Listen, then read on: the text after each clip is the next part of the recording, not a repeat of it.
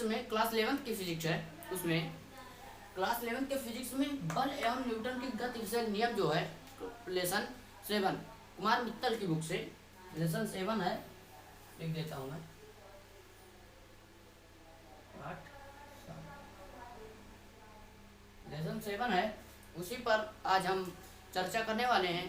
तो जैसे कि आप लोग जानते ही होंगे लेसन 7 में है जैसे न्यूटन के गति विषयक नियम, तो वो क्लास 9th में आप लोग पढ़े होंगे।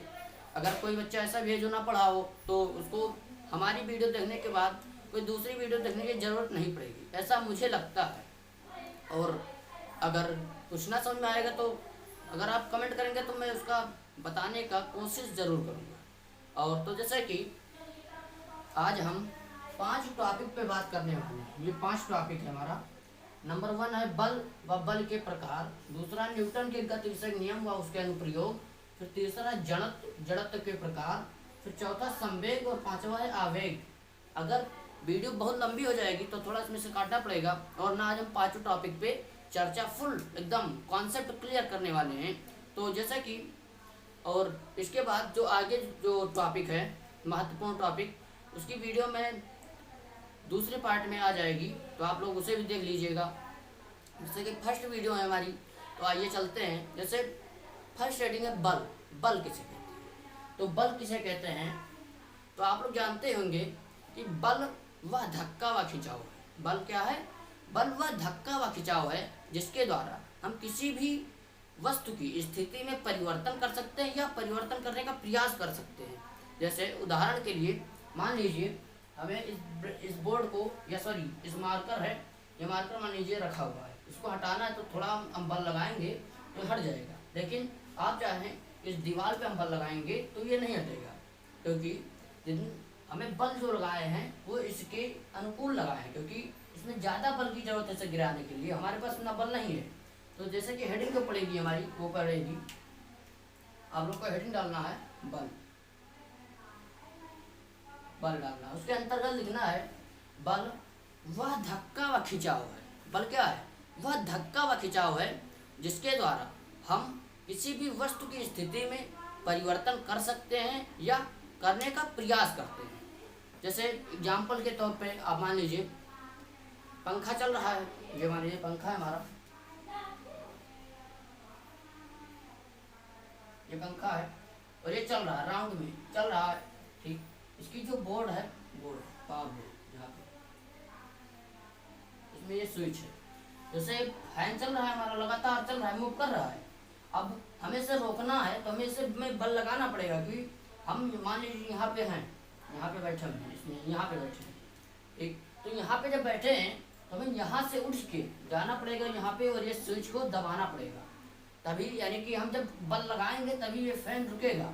ये जो गति के रूप में है, अगर हमें इसे रोकना है तो हमें यहाँ से जाके बल और स्विच को दबाना पड़ेगा। तो डेफिनेशन है बल की, बल वह धक्का व खिंचाव है जिसके द्वारा हम किसी वस्तु की स्थिति में परिवर्तन कर सकते हैं या करने का प्रयास करते हैं, उसे बल कहते हैं।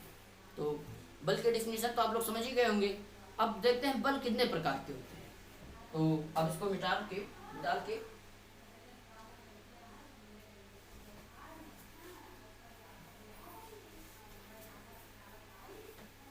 अब हेडिंग पड़ेगा हमारा बल के प्रकार।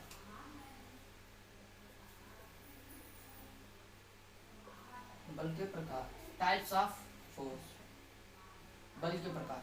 अब बल के प्रकार जब हेडिंग पड़ेगा तो बल 2 प्रकार के होते हैं, हम लिखेंगे बल 2 प्रकार के होते हैं। बल 2 प्रकार के होते हैं। नंबर 1 संतुलित बल,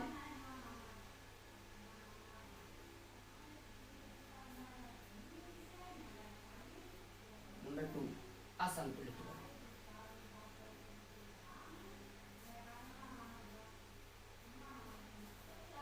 तो संतुलित बल किसे कहते हैं? तो जैसे संतुलित बल है, संतुलित बल की जब आप ये जैसे मान लीजिए संतुलित बल का आप हेडिंग डाल दिए, संतुलित हेडिंग है संतुलित बल। अब उसमें आप क्या लिखेंगे?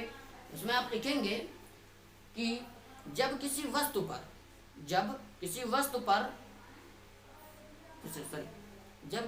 पर दो या दो से अधिक बल, क्या है, जैसे मान लीजिए ये वस्तु है, उस पर दो या दो से अधिक बल, एक बल इधर काम कर रहा है, एक बल इधर काम कर रहा है, दो या दो से अधिक बल कार्य करता है, क्या करता है, कार्य करता है, तो उन बलों का परिणामी बल जो होता है वो शून्य हो जाता है, जीरो, यानी कि उन बलों का जो परिणामी बल है वो जीरो हो गया। तो इसकी डिफिनेशन होगी, जब किसी वस्तु पर दो या दो से अधिक बल कार्य करता है तो उन बलों का जो परिणामी बल होता है वो शून्य हो जाता है, अर्थात इस बल को संतुलित बल कहते हैं। जैसे उदाहरण के रूप में आप लोग अपने विद्यालय में या स्कूल में रस्सा खींचने का गेम तो खेले होंगे। जैसे मान लीजिए ये रस्सा है,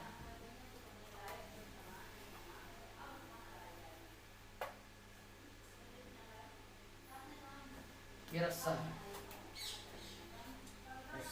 ठीक, पांच लोग इधर हैं,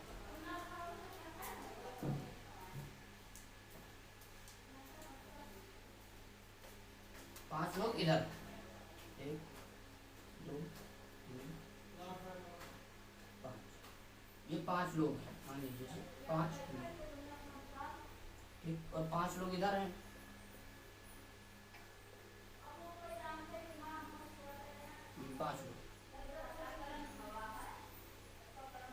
पांच लोग हैं, ठीक।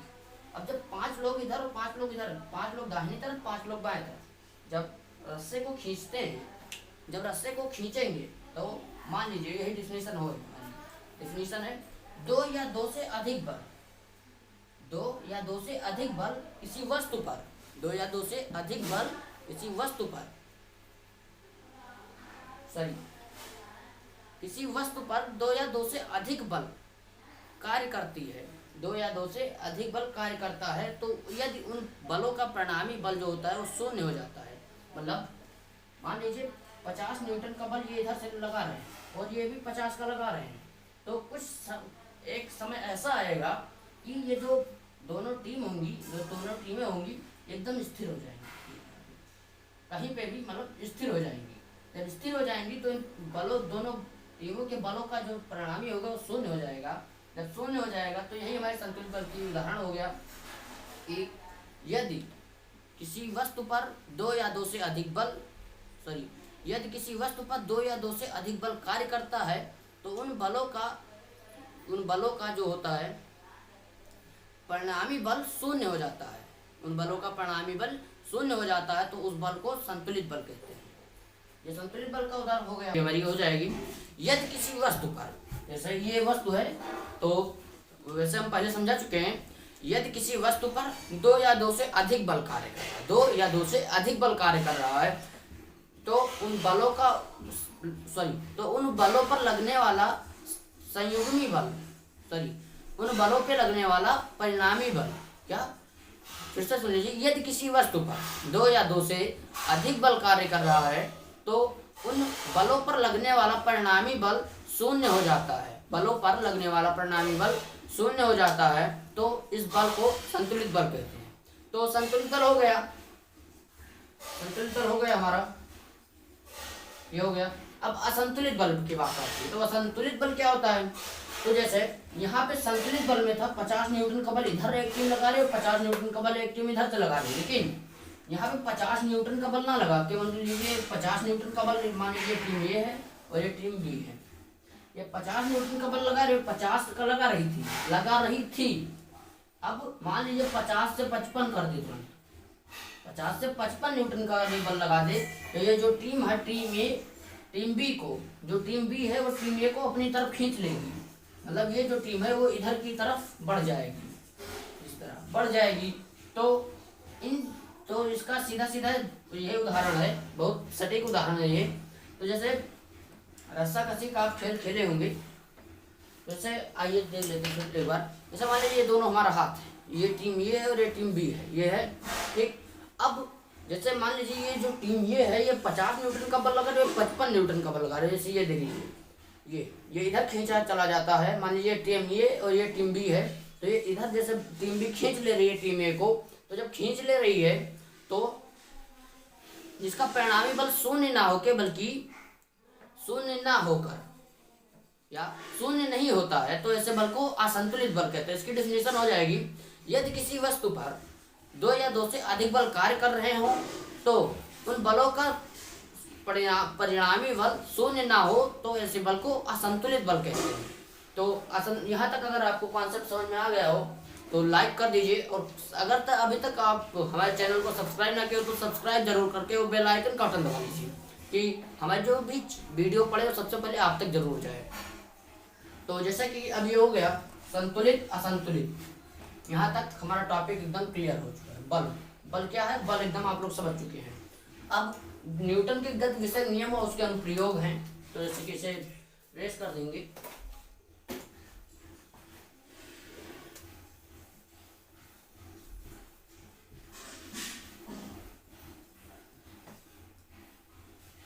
न्यूटन के गति विषय नियम, तो न्यूटन ने मुख्य 3 नियम दिए थे।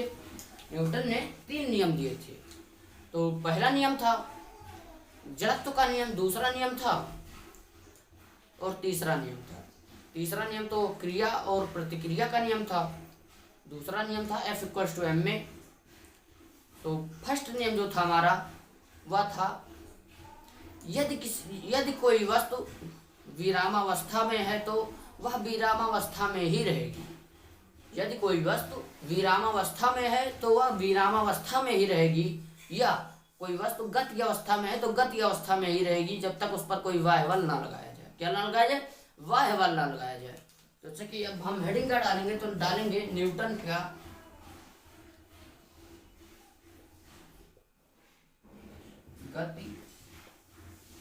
गति का प्रथम नियम।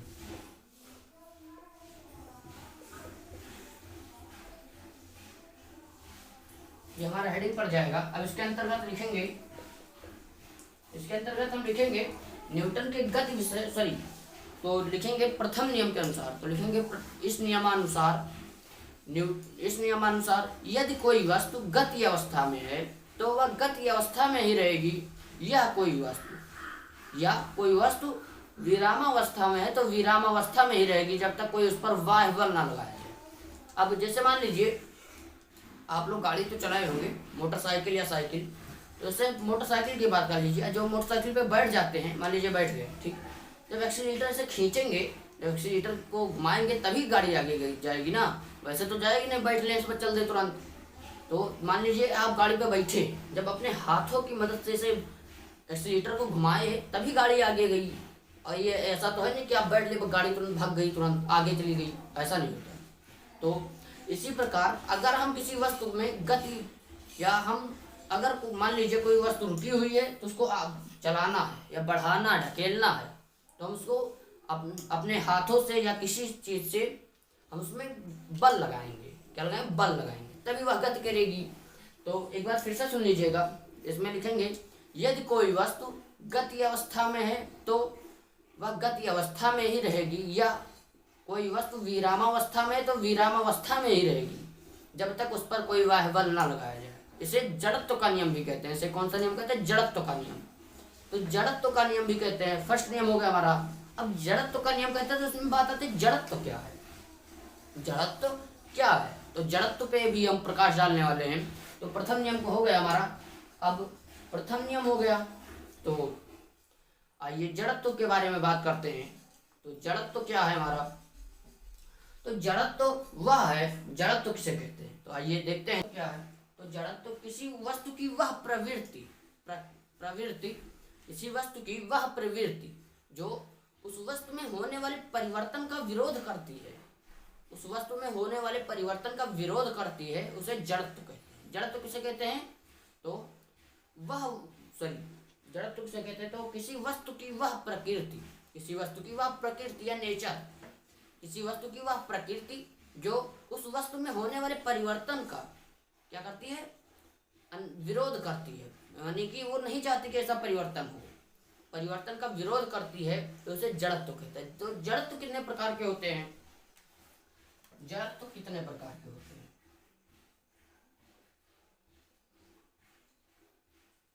जड़त्व के प्रकार, तो मुख्य जड़त्व दो प्रकार के होते हैं। जड़त्व कितने प्रकार के होते हैं? दो प्रकार के होते हैं, गति का जड़त्व और विराम का जड़त्व। तो नंबर 1 है हमारा, फर्स्ट है गति का जड़त्व और विराम का जड़त्व।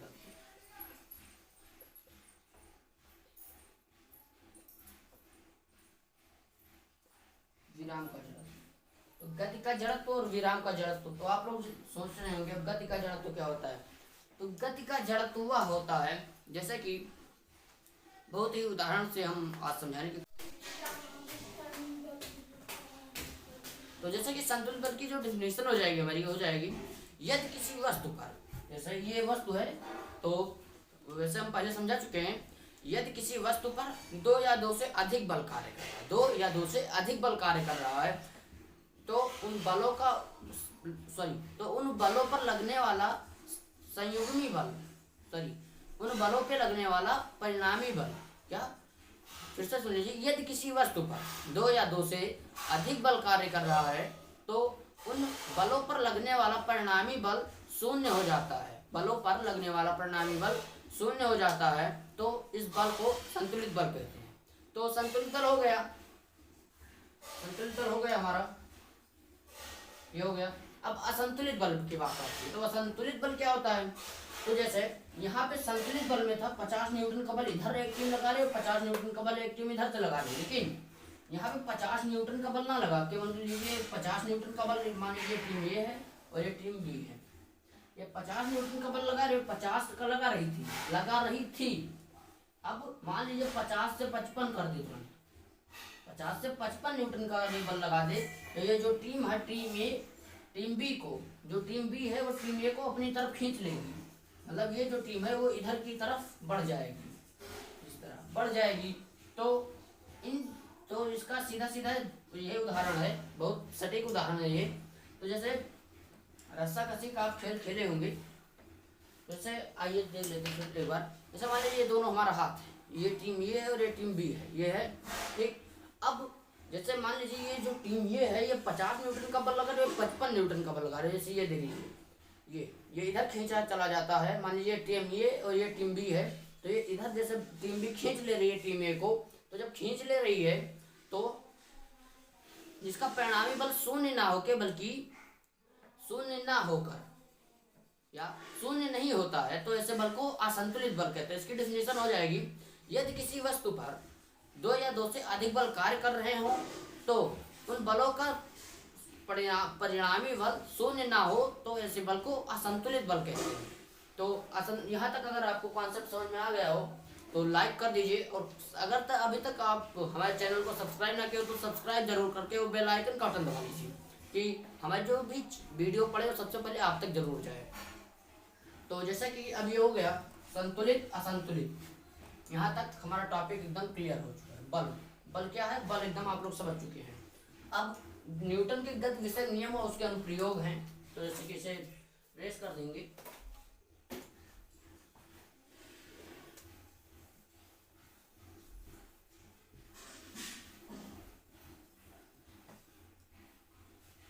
न्यूटन के गति विषयक नियम, तो न्यूटन ने मुख्य 3 नियम दिए थे। न्यूटन ने 3 नियम दिए थे। तो पहला नियम था जड़त्व का नियम, दूसरा नियम था और तीसरा नियम था। तीसरा नियम तो क्रिया और प्रतिक्रिया का नियम था, दूसरा नियम था F=ma में। तो फर्स्ट नियम जो था हमारा वह था यदि कोई वस्तु विरामावस्था में है तो वह विरामावस्था में ही रहेगी।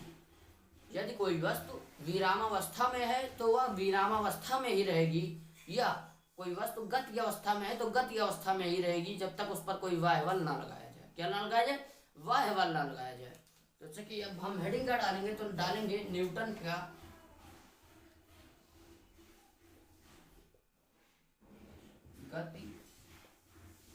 गति का प्रथम नियम।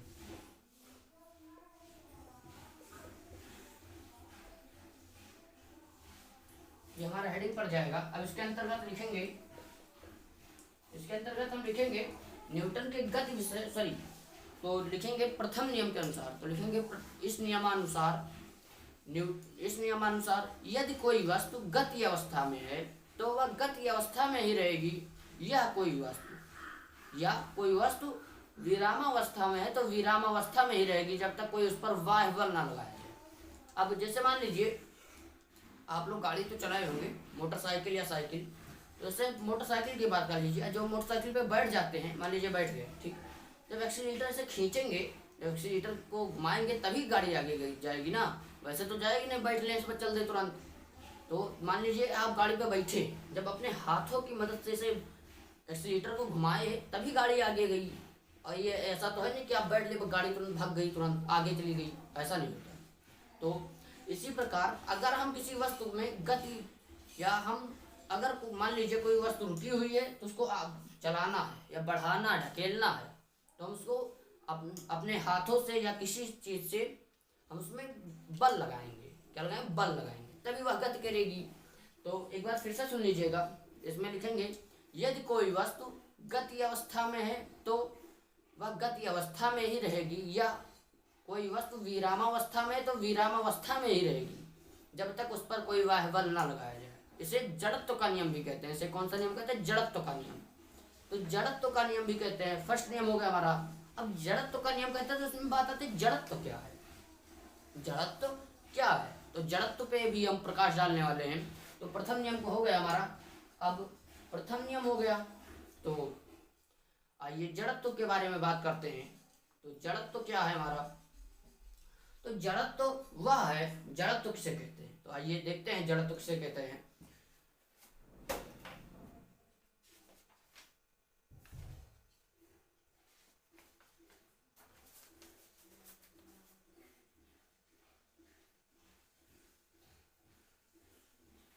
तो जैसे किसी वस्तु की वह प्रकृति, जड़त्व, हेडिंग डाल दीजिए आप लोग, जड़त्व, इसके अंतर्गत रहेगा जड़त्व। तो जड़त्व क्या है? तो जड़त्व किसी वस्तु की वह प्रवृत्ति, किसी वस्तु की वह प्रवृत्ति जो उस वस्तु में होने वाले परिवर्तन का विरोध करती है, उस वस्तु में होने वाले परिवर्तन का विरोध करती है, उसे जड़त्व कहते हैं। जड़त्व किसे कहते हैं? तो जड़त्व किसे कहते हैं? तो किसी वस्तु की वह प्रकृति, किसी वस्तु की वह प्रकृति या नेचर, किसी वस्तु की वह प्रकृति जो उस वस्तु में होने वाले परिवर्तन का क्या करती है? विरोध करती है, यानी कि वो नहीं चाहती कि ऐसा परिवर्तन हो, परिवर्तन का विरोध करती है, तो उसे जड़त्व कहते हैं। तो जड़त्व कितने प्रकार के होते हैं? जड़त्व कितने प्रकार के होते हैं?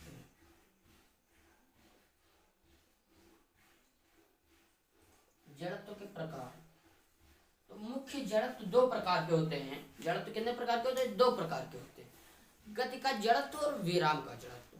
तो नंबर 1 है हमारा, फर्स्ट है गति का जड़त्व और विराम का जड़त्व।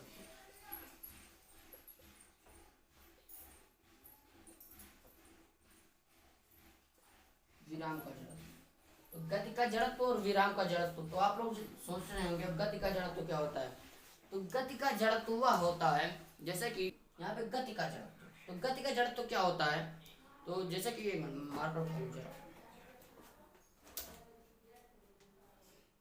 गति का जड़त्व, तो गति का जड़त्व जैसे कि आप लोग बस में तो बैठे ही होंगे, सभी लोग बैठे होंगे, तो बस में बैठे होंगे, तो जैसे कि आप लोगों ने महसूस किया होगा कि जैसे आप बैठे हैं, गति का जड़त्व की मैं उदाहरण दे रहा हूँ। आप मान लीजिए बस में बैठे हैं, जब बस में बैठे हैं तो मान लीजिए बस चल रही है, क्या कर रही है? बस लगातार चल रही है।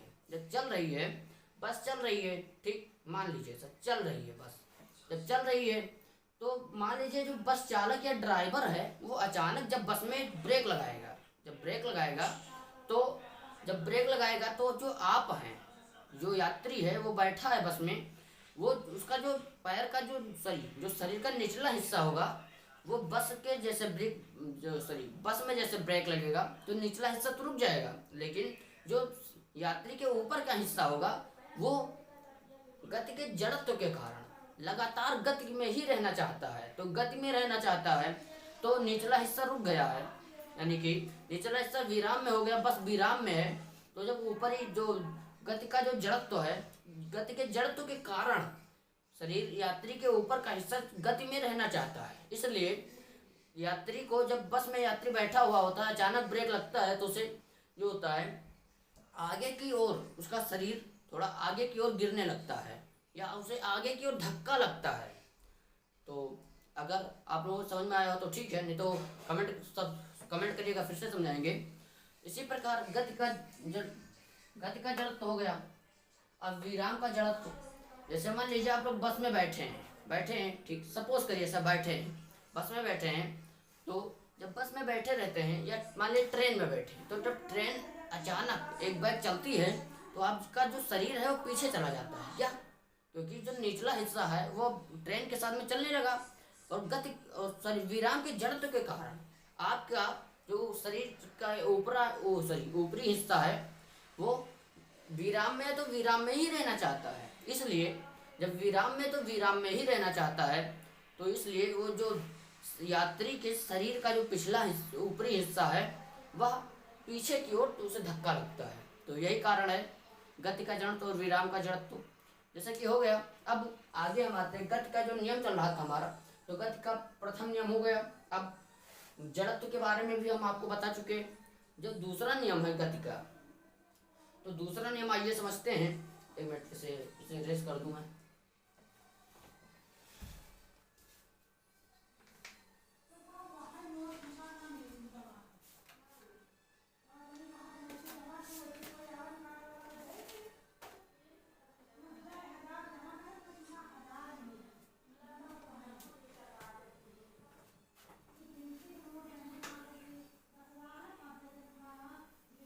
प्रथम नियम हो गया। अब इसी प्रकार हम हेडिंग डालेंगे,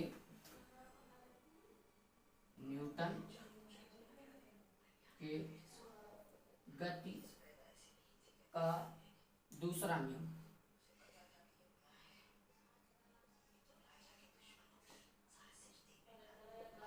दूसरा नियम है, तो दूसरे नियम होता है किसी वस्तु पर लगाया गया संवेग परिवर्तन।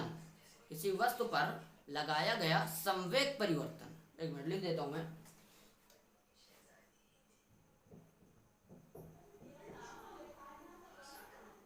किसी वस्तु पर लगाया गया, किसी वस्तु पर लगाया गया असंतुलित बल, असंतुलित बल उस वस्तु में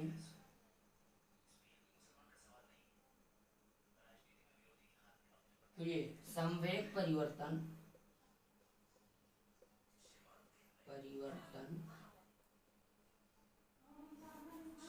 संवेग परिवर्तन के दर के अनुक्रमानुपाती होता है।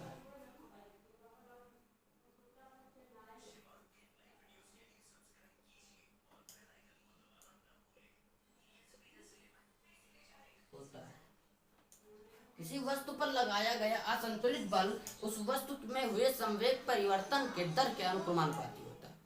तो जैसे कि यहाँ पे लिखा है, किसी वस्तु पर लगाया गया असंतुलित बल, किसी वस्तु पर लगाया गया असंतुलित बल उस वस्तु में हुए संवेग परिवर्तन के दर के अनुक्रमानुपाती होता है।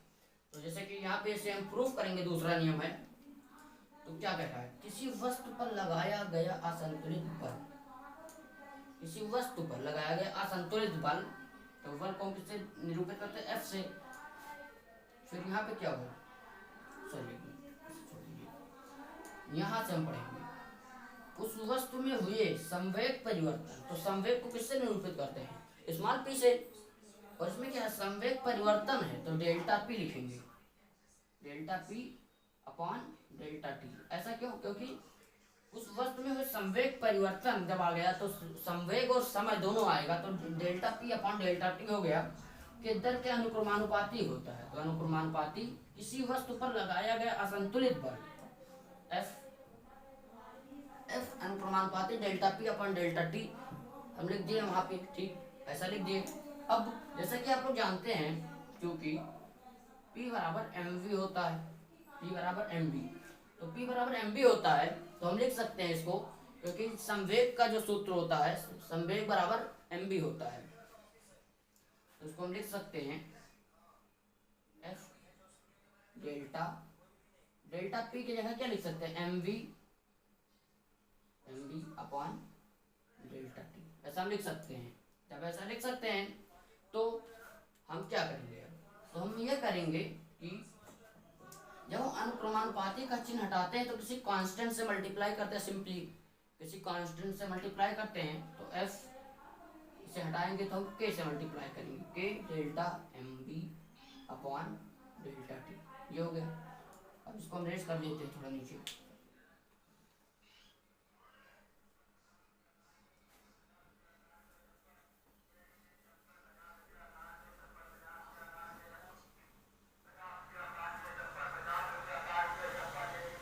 तो हम क्या लिख सकते हैं f इक्वल्स टू k,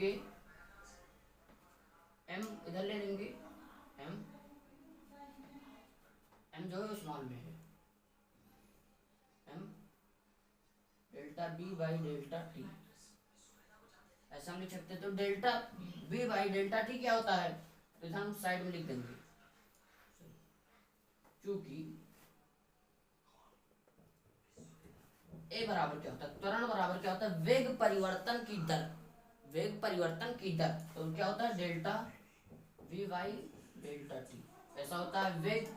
तो वेग होता है, तो इसके जगह पे हम क्या लिख सकते हैं, ए लिख सकते हैं ना, क्योंकि delta we by delta T होता है वेग, हमारा delta we by delta T वेग होता है, तो इसके जगह पे हम ए जो है वेग लिख सकते हैं यहाँ पे, तो लिखेंगे एफ इक्वल्स टू के एम, पूरे की जगह पे ए लिख देंगे, एफ इक्वल्स टू के एम ए, तो हम यहाँ पे लिखेंगे प्रयोग से, प्रयोग से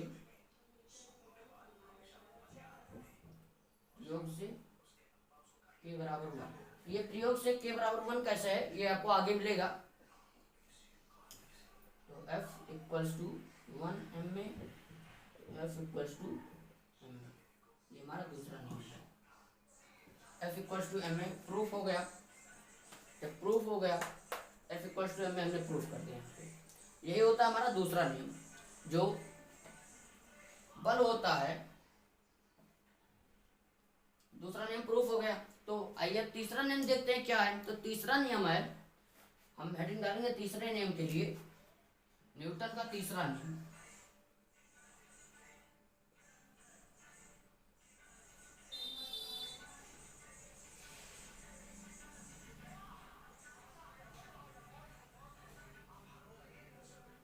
न्यूटन का तीसरा, तो न्यूटन का तीसरा नियम क्या होता है, न्यूटन का तीसरा नियम जैसे मान लीजिए, हम उदाहरण से आपको समझाने की कोशिश करेंगे। तो जैसे मान लीजिए एक व्यक्ति है, हम उसको ऐसे थप्पड़ मारे, वैसे थप्पड़ मारे, एक थप्पड़ मारे, तो थोड़ा जब थप्पड़ मारेंगे तो हमारा हाथ जो है बहुत पीछे की तरह, सही, हमारा हाथ जो है वो तुरंत पीछे की ओर आएगा। जब तुरंत पीछे की ओर आएगा तो क्रिया प्रतिक्रिया, या मान लीजिए हम कुछ क्रिया करेंगे तो प्रतिक्रिया मिलेगी, ठीक। अब मान लीजिए इस मार्कर को हम ऊपर फेंके तो ये नीचे आई, ऐसा तो है नहीं कि ऊपर फेंके तो ऊपर ही रह गई, ऐसा नहीं हुआ ना। हम ऊपर फेंके मार्कर को तो ये नीचे आई, क्योंकि जब हम क्रिया किए तो प्रतिक्रिया हुआ। तो इसीलिए तीसरा नियम है क्रिया प्रतिक्रिया का नियम, क्रिया प्रतिक्रिया का नियम। तो तीसरा नियम है हमारा क्रिया प्रतिक्रिया का नियम। तो इसमें हम लिखेंगे हेडिंग डाल के, इसमें लिखेंगे यदि किसी वस्तु पर हम क्रिया करते हैं, यदि किसी वस्तु पर हम क्रिया करते हैं तो वह विपरीत प्रतिक्रिया, वह उसी पश्चात तुरंत प्रतिक्रिया करती है। इस नियम को क्रिया प्रतिक्रिया का नियम भी कहते हैं।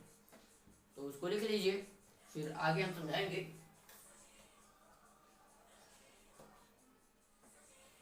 या दूसरी आप परिभाषा लिख सकते हैं, प्रत्येक क्रिया की विपरीत या बराबर प्रतिक्रिया होती है। प्रत्येक क्रिया की उसकी बराबर परंतु विपरीत प्रतिक्रिया होती है। इस नियम को भी क्रिया प्रतिक्रिया का नियम कहते हैं। तो ये हो गया। अब न्यूटन का तीनों नियम हमने समझा चुके हैं आपको, न्यूटन का जो तीनों नियम है वो आपको समझा चुके हैं। जड़त्व का प्रकार भी हो चुका है हमारा, ये तीनों हो चुका है। अब दो बचा, तो दो को हम और समझाने की कोशिश करेंगे। तो अब इसके अनुप्रयोग बचे हैं। अनुप्रयोग, तो अनुप्रयोग आइए देख लेते हैं।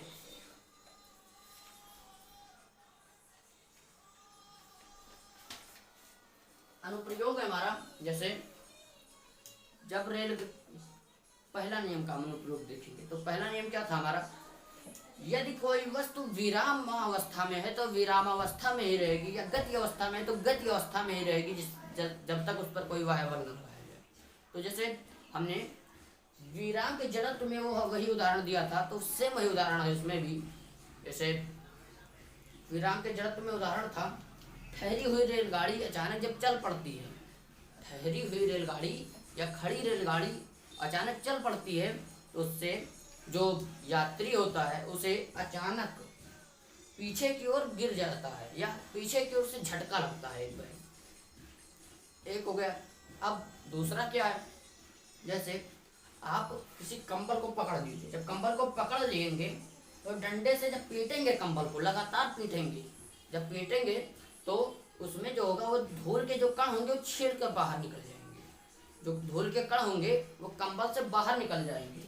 ठीक। और दूसरा नियम के अनुप्रयोग जो है, दूसरा नियम क्या था हमारा, F=ma। ठीक, दूसरा नियम था। तो दूसरा नियम था, किसी वस्तु पर लगाया गया बल व संवेग परिवर्तन के अनुक्रमानुपाती होता है। तो दूसरा था, जैसे आप लोग क्रिकेट खेले होंगे, क्रिकेट खेलते हुए टीवी में देखे होंगे, तो जब टीवी में देखे होंगे तो जैसे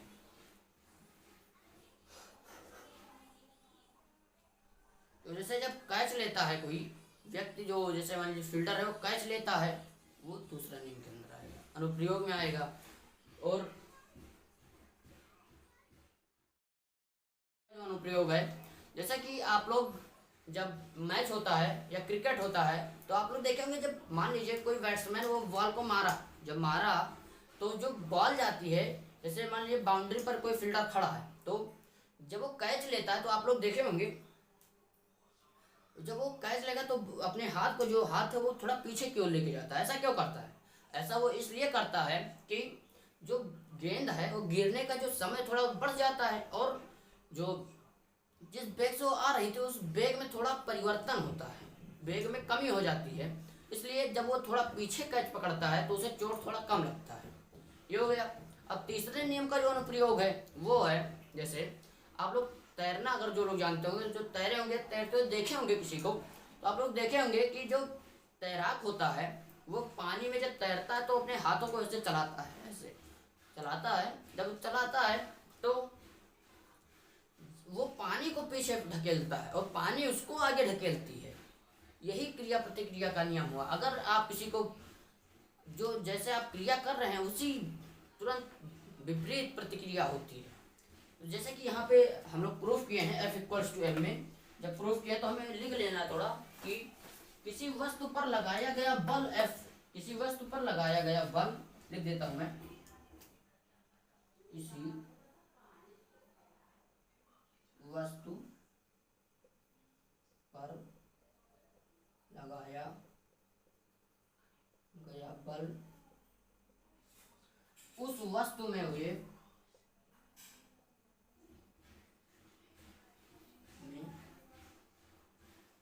द्रव्यमान स्मॉल m व त्वरण स्मॉल a के बराबर होता है। सॉरी, देखेंगे किसी वस्तु पर लगाया गया बल, किसी वस्तु पर लगाया गया बल उस वस्तु में हुए तथा बल की दिशा में उत्पन्न, उस लगाया गया बल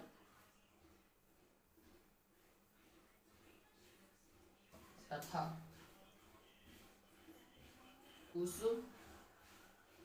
वस्तु में उत्पन्न त्वरण के बराबर होता है।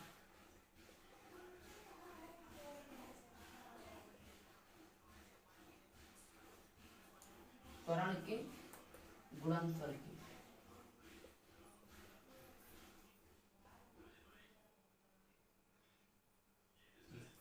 आपको F इक्वल्स टू एम में जहाँ हम आप प्रूव किए हैं, ये बहुत मोस्ट प्रूविंग है, इसको आप लोग स्क्रीनशॉट ले लीजिए, लिख लीजिएगा। उसके नीचे फिर लिखेंगे किसी वस्तु पर लगाया गया बल तथा किसी वस्तु पर लगाया गया बल तथा उस वस्तु में उत्पन्न त्वरण के गुणनफल के बराबर होता है। अरे थोड़ा गलत हो गया, हमें लिखना था किसी वस्तु पर लगाया गया बल तथा उस वस्तु में हुए त्वरण, उस वस्तु के, यहाँ पे लिख देता हूँ कि द्रव्यमान स्मॉल m में, फिर यहाँ से लिखेंगे में उत्पन्न त्वरण के गुणनफल के बराबर होता है। ये सही हुआ। किसी वस्तु पर लगाया गया बल तथा उस वस्तु के द्रव्यमान स्मॉल m में उत्पन्न त्वरण के गुणनफल के बराबर होता है। ये लिख लेंगे। तीनों नियम और उसके अनुप्रयोग हो गया हमारा। जड़त्व के प्रकार भी हो चुके हैं। अब संवेग आता है, संवेग और आवेग। तो संवेग किसे कहते हैं, तो उसको आइए देख लेते हैं। संवेग किसे कहते हैं, संवेग, तो आइए संवेग की, तो संवेग किसे कहते हैं, तो संवेग होता है हमारा किसी वस्तु के द्रव्यमान तथा किसी वस्तु के, रुक जाए पहले। अब संवेग का सूत्र क्या होता है, तो संवेग का सूत्र होता है small p equals to mv। तो आइए हम आज सूत्र से डिफिनेशन बनाना सीखेंगे। Small p equals to small mv होता है। तो अब क्या होगा, यदि किसी वस्तु के द्रव्यमान m द्रव्यमान को व्यक्त करता है, किसी वस्तु के द्रव्यमान और वेग के गुणनफल को संवेग कहते हैं। क्या कहते हैं, स्मॉल m किसी वस्तु के द्रव्यमान स्मॉल m और वेग के गुणनफल को स्मॉल v वेग के गुणनफल को संवेग कहते हैं। इसे p से व्यक्त करते हैं, स्मॉल p से, ये इसे स्मॉल p से व्यक्त करते हैं। इसका जो मात्रक होता है हमारा, वह होता है किलोग्राम मीटर प्रति सेकंड। लिख देता हूँ इधर, किलोग्राम मीटर प्रति सेकंड। और जो विमा होती है, तो विमा ये हम आपको निकाल के आज बताएंगे। उसको रेस करता हूँ मैं।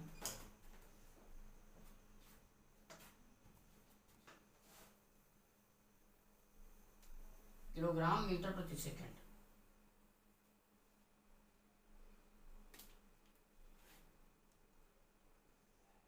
तो जैसे कि किलोग्राम हो गया, चलिए फार्मूले से निकालते हैं, या फिर आप इससे भी निकाल सकते हैं, मात्रक से या फार्मूले से, किससे निकाल सकते हैं। तो मात्रक से निकालते हैं, तो किलोग्राम तो किसमें नापते हैं हम, m, यानी कि किलोग्राम जो है वो एक प्रकार का द्रव्यमान ही, तो मास ही तो है हमारा। तो इसे किलोग्राम को इससे में मापेंगे m में, तो m हो गया इसके जगह पे। और जो किलोग्राम है और जो मीटर है, मीटर को उसमें नापेंगे। मीटर का जो मूल राशि है क्या है, मीटर को किसमें मापेंगे हम, तो लंबाई में, और लंबाई को किससे व्यक्त करते हैं, कैपिटल एल से, एल हो गया। और जो समय है टी समय को तो टी से ही व्यक्त करते हैं, तो इसे कैपिटल टी। ये अपान में है तो घात है वो -1 हो जाएगी।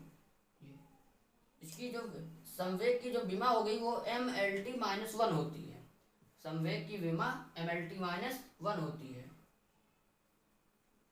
ये हो गया हमारा संवेग की विमा mLt-1। ठीक, अब संवेग तो क्लियर ही हो गया। एक बार मैं फिर से डिफिनेशन बता देता हूँ संवेग का। किसी वस्तु में लगाया गया द्रव्यमान m व वेग के गुणनफल के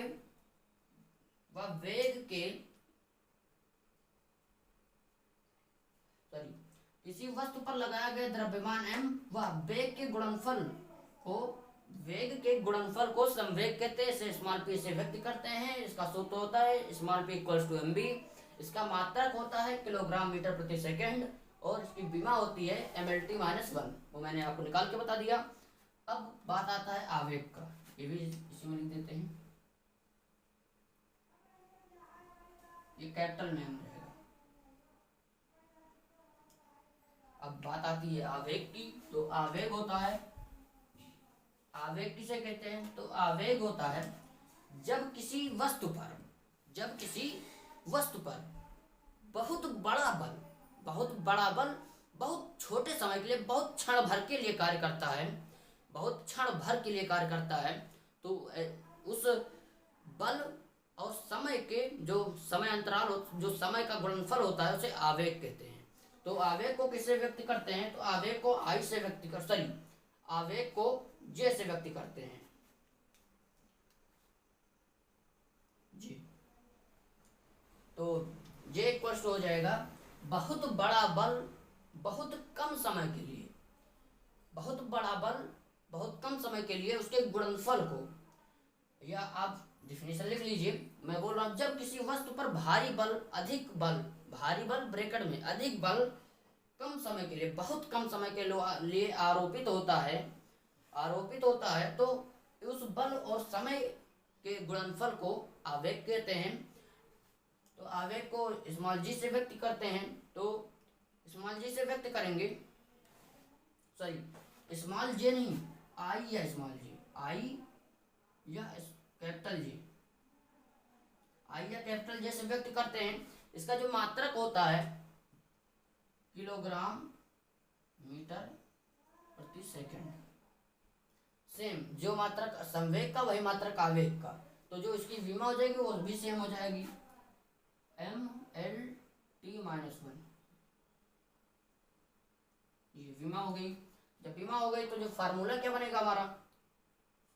तो वो बनेगा J इक्वल्स टू जे या आई बराबर लिख दीजिए बहुत बड़ा बल बहुत कम समय के लिए, तो F इंटू टी, बल और समय के गुणनफल को आवेग कहते हैं, या इसको हम लिख सकते हैं J इक्वल्स टू FT, दोनों सही है। तो यहाँ तक हम 5 टॉपिक आपका क्लियर कर चुके हैं, तो 5 टॉपिक क्लियर हो गए हमारा।